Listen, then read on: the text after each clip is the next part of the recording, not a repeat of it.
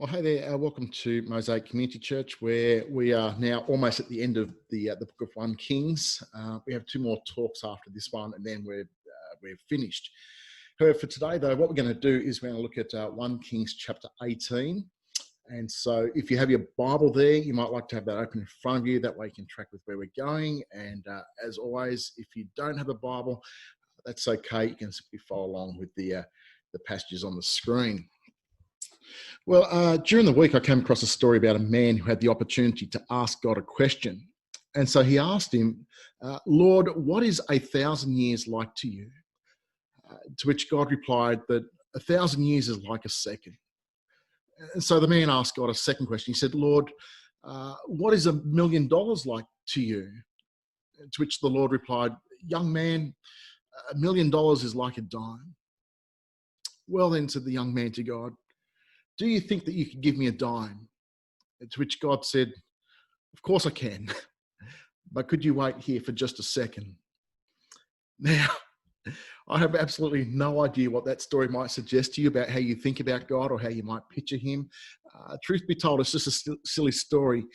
However, there is one thing, though, that I can absolutely guarantee you, and that is that how you think about God or how you don't think about God, how you picture God, will more than anything else determine how you live. Let me say that again, that how you think about God or don't think about God will, more than anything else, determine how you live. Why is that? Well, because who or what we ultimately believe and how we live cannot be separated. Who or what we ultimately believe and how we live cannot be separated. So much so that Joe Packer once put it this way when he said, disregard the study of God and you sentence yourself to stumble and blunder through life blindfolded, as it were, and with no sense of direction. A.W. Tozer saw it as even more serious than that by observing that were you able to extract from any person a complete answer to the question of what comes to your mind when you think about God, we might predict with certainty the spiritual future of that person. What comes to your mind when you think about God? Answer that question and you might predict with certainty the spiritual future of that person. Well, what does any of this have to do, though, with 1 Kings 18? Well, quite a lot, actually. How so? Well, remember that by this point, Ahab and Jezebel, who are the king and queen in Israel, are currently on this mission of religious and cultural cleansing and re-education, having banned the worship of Yahweh, which is Israel's God or the God of the Bible. They're hunting down, imprisoning, silencing, killing, or driving out of the land any of those who do worship Yahweh, and now declaring Baal to be the only official and recognized religion or God within Israel. However, the problem is, though, that even though Baal, this so-called pagan fertility god, is supposed to be in control of all things related to so-called health and wealth and happiness. So, in other words, the rain, the storms, your crop, procreation, the avoidance of death, even though he's supposed to be in control or in charge of all those things, the reality is that things are not looking real good at the moment for this so-called fertility god. And who it appears is at this moment suffering from a serious case of impotence.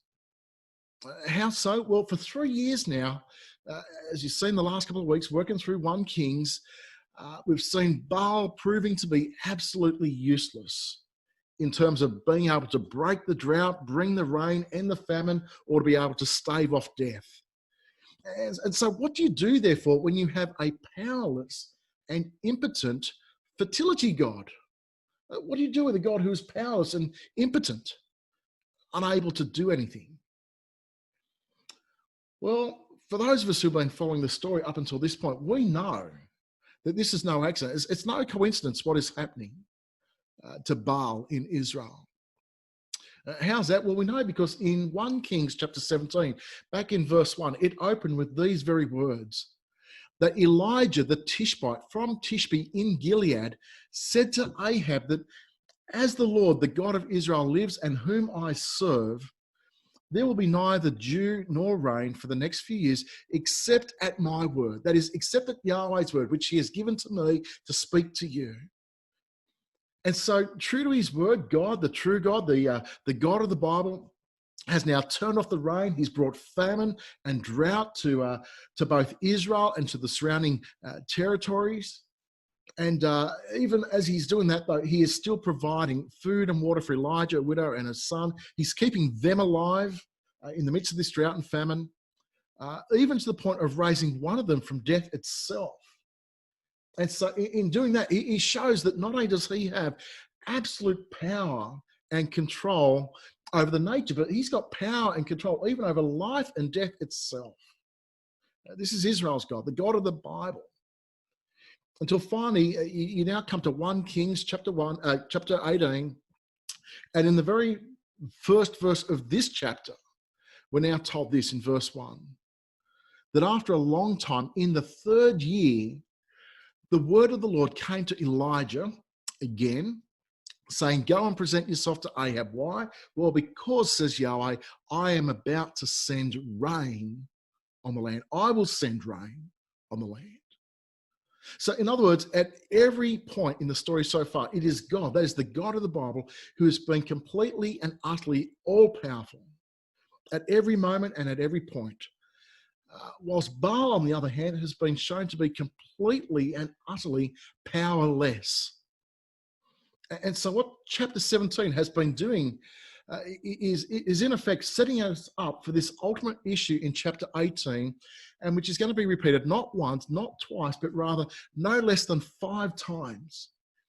Beginning, as it were, in verse 21, and then again in verses 24, 36, 37, 39, and focusing on this one basic and fundamental issue of who is the real God and what will you do with him? Who is the real God and what will you do with him? And so, to use the language of verse 21 in 1 Kings 18, Elijah went before the people and said, how long will you waver between two opinions? If the Lord is God, then follow him. But if Baal is God, follow him. But for God's sake, don't just sit on the fence. That's where this chapter is going. Now, 1 Kings 18 is a long chapter. There's 46 verses in it. And so what we're going to do, we're just going to break it up into 2 parts. What we'll do is we'll cover verses 1 through 21 today, and then we'll finish off the rest of the passage next week. The week after that, we'll then close out the book of 1 Kings, God willing, and we'll be finished. However, for today, though, let's begin with this first half of 1 Kings 18, beginning just there in verse 1 and reading through to verse 16. Have a look at it just there. It says that after a long time, in the 3rd year, the word of the Lord came to Elijah, saying, go and present yourself to Ahab, and I will send rain on the land. And so Elijah went to present himself to Ahab. Now the famine was severe in Samaria, and Ahab had summoned Obadiah, his palace administrator. Now, get this is very important. Obadiah is palace administrator. Now, Obadiah was a devout believer in the Lord. While Jezebel was killing off the Lord's prophets, Obadiah had taken 100 prophets and hidden them in 2 caves, 50 in each, and had supplied them with food and water. Ahab had said to Obadiah, look, go through the land to all the springs and the valleys. Maybe we can find some grass to keep the horses and mules alive, and so we will not have to kill any of our animals. And so they divide the land that they were to cover, Ahab going in one direction and Obadiah the other. As Obadiah was walking along, Elijah met him. And Obadiah recognized him, bowed down to the ground and said, is it really you, my lord Elijah? Yes, he replied. Now go tell your master that Elijah is here. At which point Obadiah now says, what have I done wrong? That you are handing your servant over to Ahab to be put to death. He says, as surely as the Lord your God lives, there is not a nation or kingdom where my master has not sent someone to look for you. And whenever a nation or kingdom claimed that you are not there, he made them swear that they could not find you. And now you tell me to go to my master and say, Elijah is here? I don't know where the Spirit of the Lord may carry you when I leave you. If I go and tell Ahab and he doesn't find me, he will kill me. Yet I, your servant, have worshipped the Lord since my youth. Haven't you heard, my Lord, what I did while Jezebel was killing the prophets of the Lord? I hid 100 of the Lord's prophets in 2 caves, 50 in each, and supplied them with food and water. And now you tell me to go to my master and say, Elijah is here? He will kill me. Elijah said, as the Lord Almighty lives, whom I serve, I will surely present myself to Ahab today. And so Obadiah went to meet Ahab and told him, and Ahab went to meet Elijah. Well, you notice here that one of the very first things we learn about the real God is that the real God doesn't require every person to serve him in exactly the same way. What do I mean? Well, notice how in the opening verse of this passage, we're now introduced to this new character by the name of Obadiah. And Obadiah is introduced, as it were, with two really interesting facts. But the first thing is in verse 3, and that is where we learn that Obadiah is, quote, the palace administrator. He's the head of the palace, in charge of the domestic duties within the palace. And so here is a bloke who is actually a high-ranking government official who is working for King Ahab and within the very palace itself. That's the first thing. And yet, secondly, and in the very same verse, we also learn this, that Obadiah was a devout believer in the Lord. And the thing which I find absolutely amazing here is you wonder how the general public on both sides of this issue must have or would have responded if only they had known what was happening. So, for example, you can almost imagine one side asking the question of, look, how can anyone who claims to be a devout worshipper of Yahweh even bear to work for such a man like Ahab? What are you doing working for a bloke like that? Well, on the other side of the argument, you can always imagine others who are saying, look, what are we doing employing, as it were, this narrow-minded, Bible-believing worshipper of Yahweh who believes that Yahweh is the only God? And when we as a nation have moved on from such old-fashioned and narrow thinking, I mean, the entire issue is just so relevant with where we're at today in the world, isn't it? It's probably relevant in any and every generation. And yet, what is Obadiah himself doing while you and I and everyone else are possibly and very loudly debating this issue? Answer, verses 3 and 4. It says, now Obadiah, who was Ahab's palace administrator, was a devout believer in the Lord. And while Jezebel was killing off the Lord's prophets, Obadiah had taken 100 prophets and hidden them in 2 caves, 50 in each, and had supplied them with food and water. Now, this here is just absolutely extraordinary. Why? Well, because while Jezebel, verse 4, is out there killing off the Lord's prophets, and while Ahab in verses 5 and 6 is out there trying to save his horses and his mules from starving during this famine, he's trying to find greener pastures for them. Obadiah, meanwhile, is raiding the palace pantry and is saving the very prophets of God from famine and murder by hiding them in caves and feeding them with the very same food which supposedly belongs to Ahab and Jezebel. And this is no small thing, mind you. Why? Well, because if Obadiah gets caught, then he isn't just going to lose his job. Rather, he's going to lose his very life. They're going to kill him if they find out what he is doing. And with the contrast here, though, it's not just between Obadiah and Ahab, it's also between Obadiah and Elijah.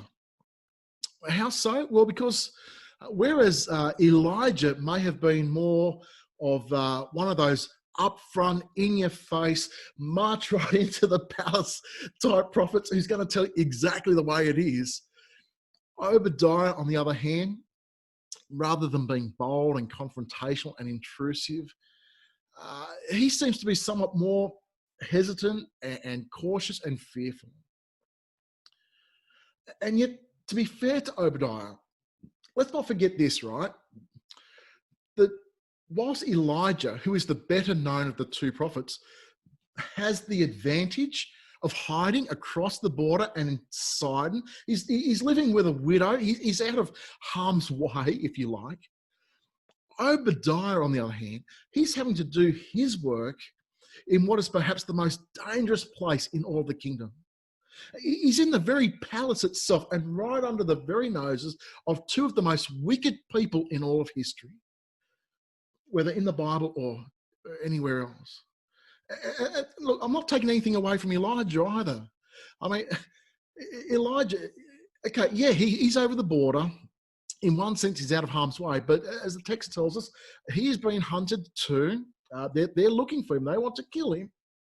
And yet Elijah, on more than one occasion, confronts, as it were, Ahab face to face, and then later on, 400 or 450 of the prophets of Baal. So it's not like he's got it totally easy either. But I guess the point which I'm making is that, look, let's not disparage Obadiah. I mean, he is in a dangerous place, and he's faithfully carrying out his ministry right under the very noses of two of the most wicked people in all of history. And yet, regardless of where each of them are serving, the thing is that Obadiah seems to be every bit as effective as Elijah in terms of what he is doing as well.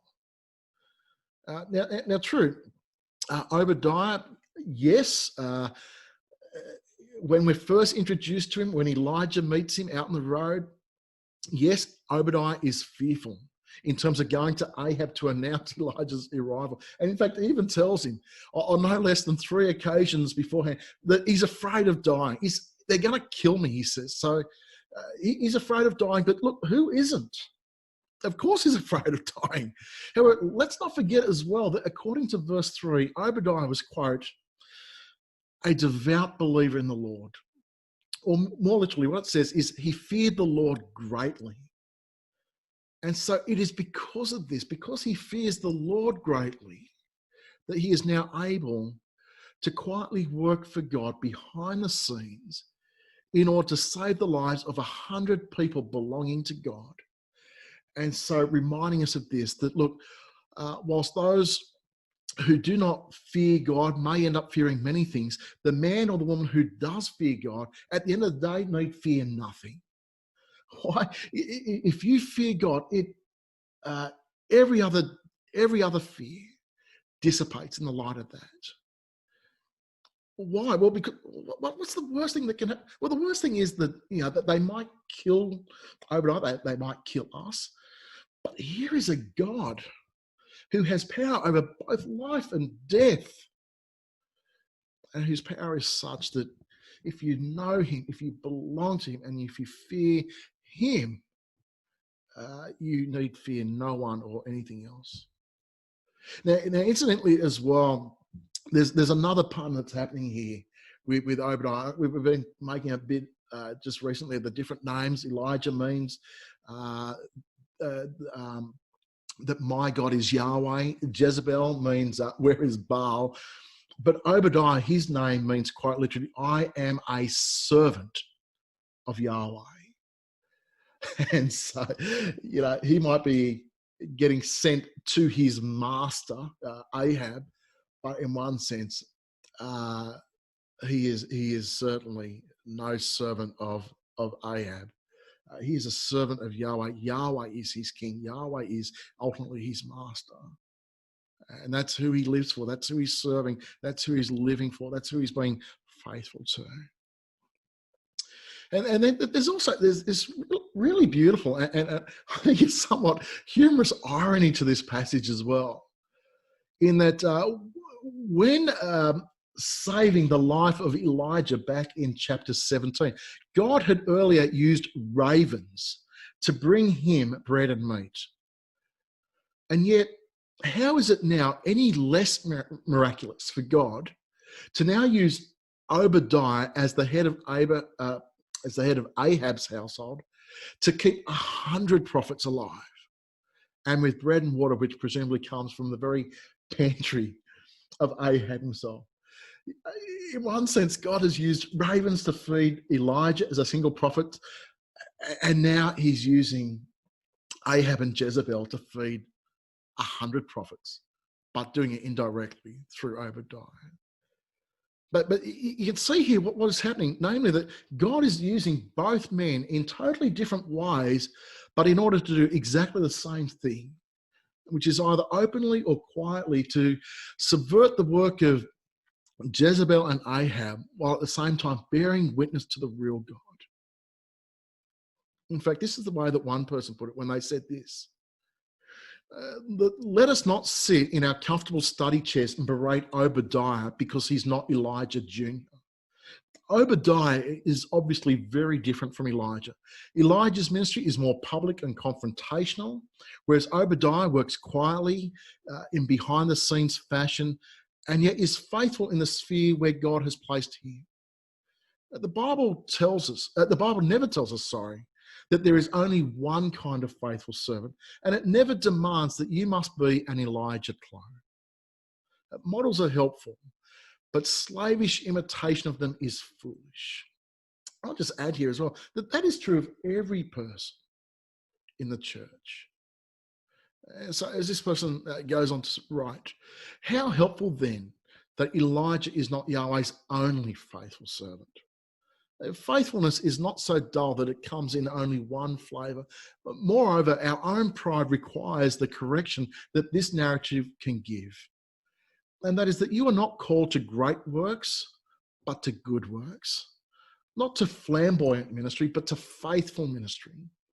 And not to be a dashing servant, but to be a devoted servant.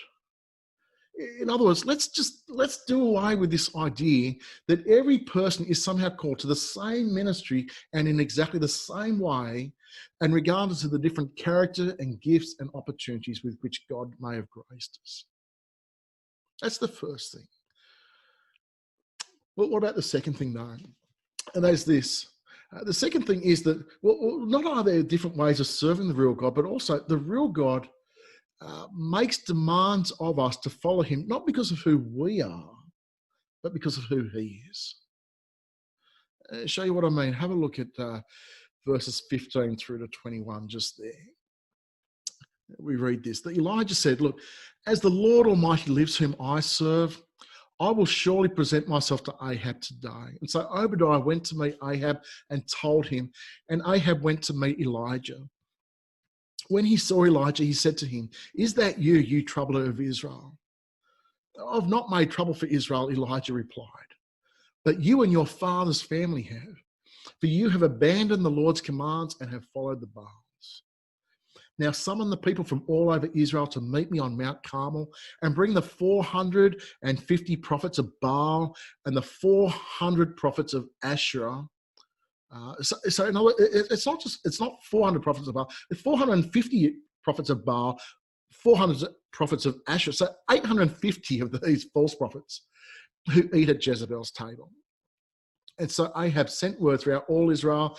He assembled the prophets on Mount Carmel. Elijah went before the people and said, how long will you waver between two opinions? If the Lord is God, follow him. But if Baal is God, follow him. But the people said nothing. Well, how easy it would be just to now simply fast forward to Mount Carmel, to imagine ourselves there, to hear Elijah berating the people.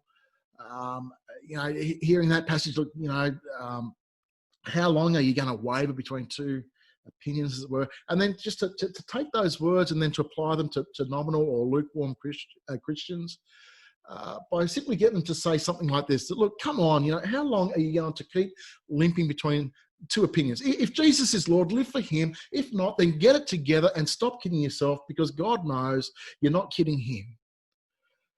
Well, yes, that is true. But I think there's something else that is happening here. There's more to this passage than just that. Why? Well, because one of the fundamental problems with these people here, and incidentally with us, is not that we or they are simply nominal and half committed in their or in our relationship with God. Rather, the bigger problem for both them and us is that of being completely religious and yet at the same time being thoroughly committed to something which is not of God.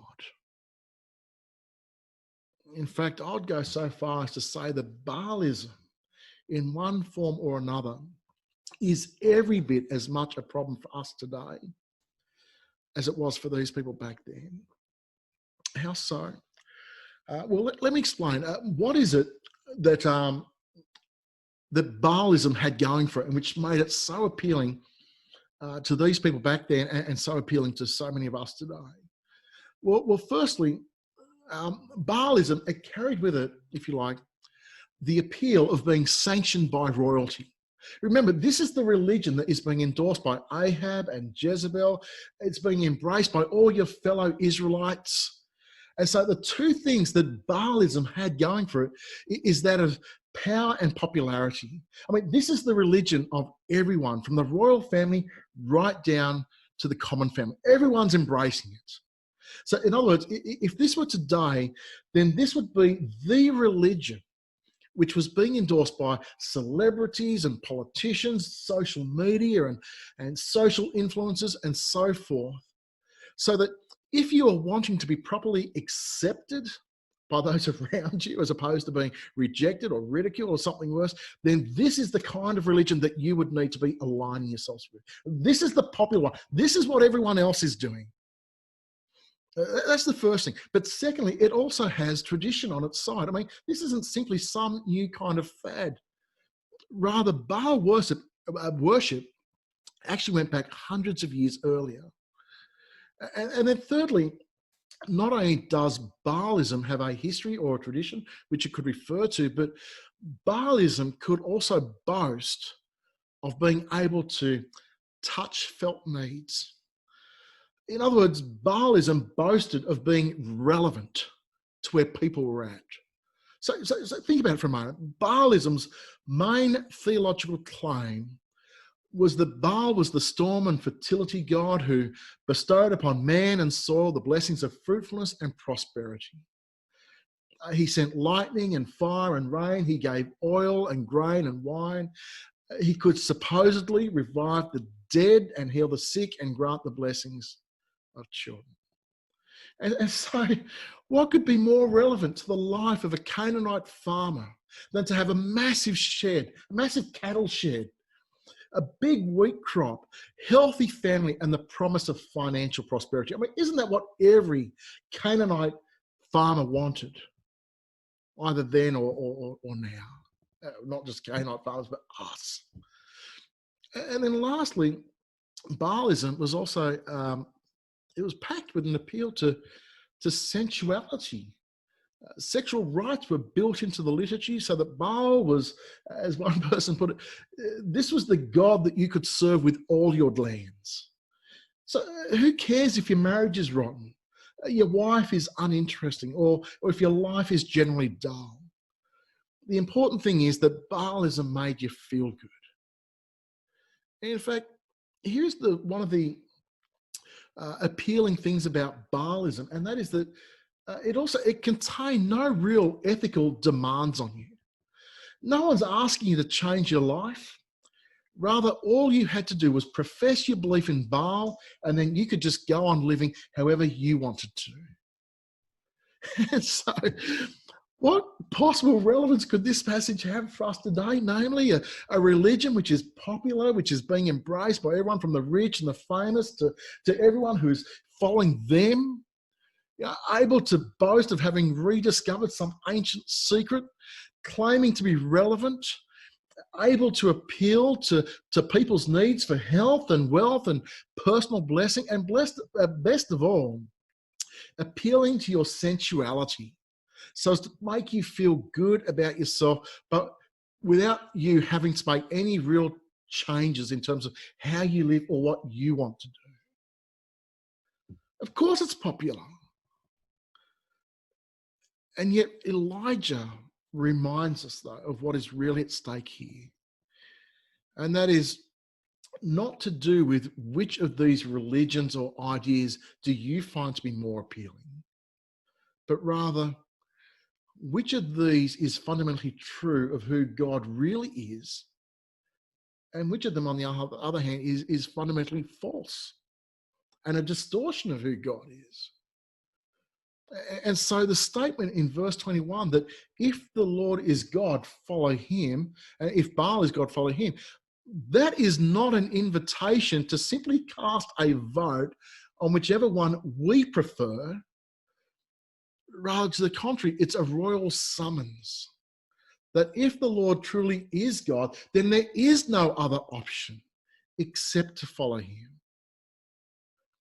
To put it another way, God is not interested in our opinion in who we think he is.